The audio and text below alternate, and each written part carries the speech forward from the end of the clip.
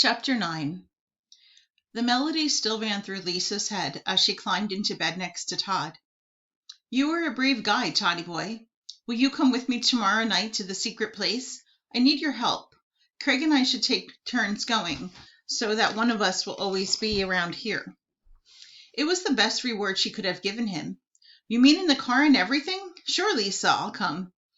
There's one other thing, Todd. I'd like to have you learn to drive the car. We can practice tomorrow in the Glenbard parking lot." Todd was a happy kid. His thoughts raced as Lisa drifted into sleep. What time is it, he wondered. What day is it tomorrow? How many days have gone by since we were left alone? He couldn't be sure, but it seemed to him that it had been a long, long time.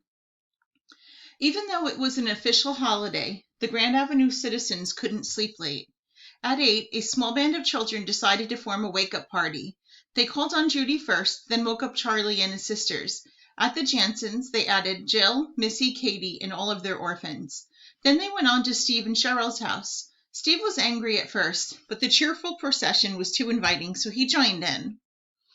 The mischievous troop went next to the Bergman house. "Let's scare them," said Steve. They surrounded the house, scratched lightly on the boarded windows, and, on the count of 10, broke into a whir of war cries and giggles.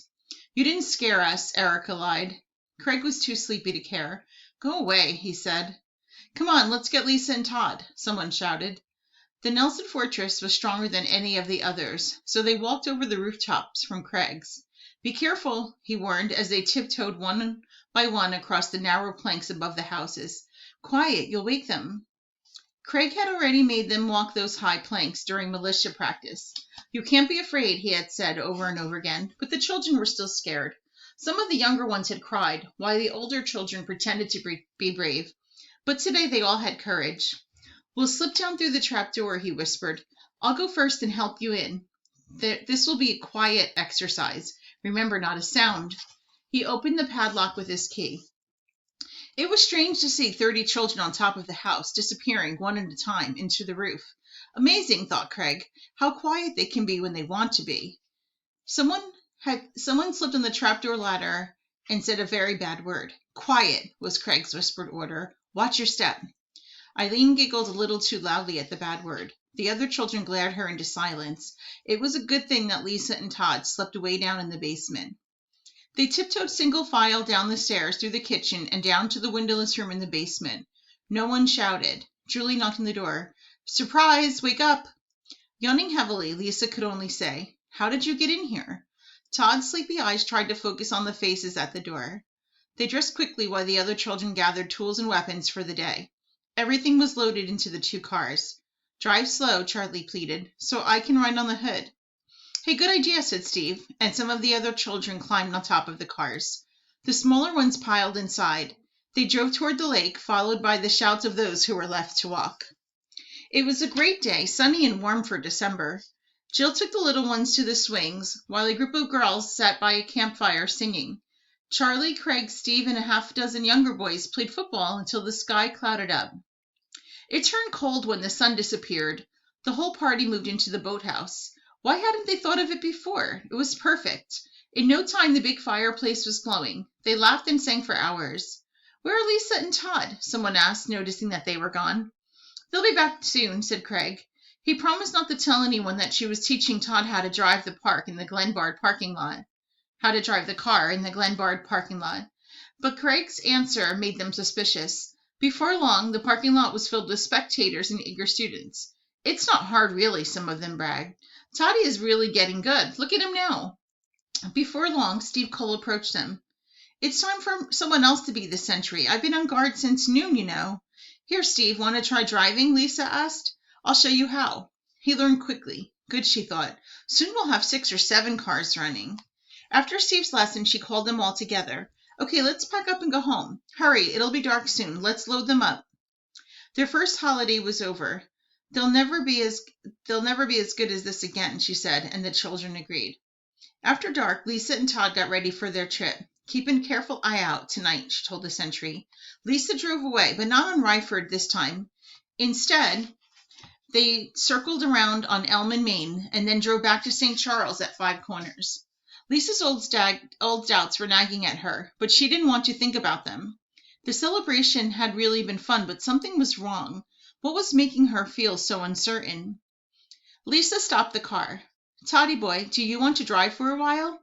Before he took over, she explained the instruments on the dashboard and the rules for night driving. Why can't we turn on the lights? He asked, even though he already knew the answer. He strained his neck to see the road above the steering wheel. Here, Todd, you better sit on something so you can see. She folded their coats and added the pillow from the back seat. There, is that better? Lisa coached her new chauffeur. Easy on the brakes. Turn the wheel slowly. Don't jerk it. Todd, I said easy on the brakes. But he was driving the car, a little boy. Was it possible? I didn't hit anything at all, Lisa, he said proudly as he finally parked by the warehouse. You did a great job, Toddy boy. What else could she say after all the dents she had put in the car? Please don't call me that, Lisa. He didn't mind the name before, but he was too big for it now. Okay, Todd, she promised. He was excited about the secret place when he saw it. He wanted to wander through it all night with the flashlight, but she interrupted his thoughts. Come on, Todd, we've got a lot of work to do. They lifted, carried, and packed for 2 hours. He slept all the way home. It was nice to have him along, Lisa thought. The little guy is really strong. We were lucky last night. The Chidester gang could have wiped us out. He's brave, too. Still, it had been luck. That rock falling on Logan was pure chance. It could have just scratched or bruised him and made him mad. He might really have hurt Todd. And that cowardly militia, she had to figure out a way to toughen them up. As the car turned onto Swith Road, Lisa thought, no, not tonight. Surely they wouldn't attack again tonight. She reassured herself. They're bound to think that Grand Avenue will be on total alert. She was wrong, very wrong. The next thing she saw was a giant flame reaching high above the trees. From as far away as St. Charles Road, she could see the terrifying glow. Todd, wake up! Todd! What's the matter, Lisa? He looked up and saw their home burning like a torch. Then came the tears. The 2 children parked and got out of the car. They stood shaking silently in front of the home they'd always loved. They cried to themselves as motionless as statues while the blazing heat dried their tears. Come on, Lisa. Come on, Todd, the other children said. Nothing can be done to save it now. But they didn't hear. They just stood and watched. There's nothing you can do, Lisa, said Jill. You and Toddy boy can come home with me now. We have room, please. Toddy boy. He stomped out of his trance and turned around. Who said that? My name is Todd. Lisa wasn't paying attention. Why, was all she would say over and over in her mind. Why? It was more than just the house. Her confidence and her joy and her wanting to rebuild things began to leave her. Her dreams and plans were being destroyed with the house. She stood there feeling nothing through the night. Todd stayed with her. The flame became embers and the daylight finally shone upon them.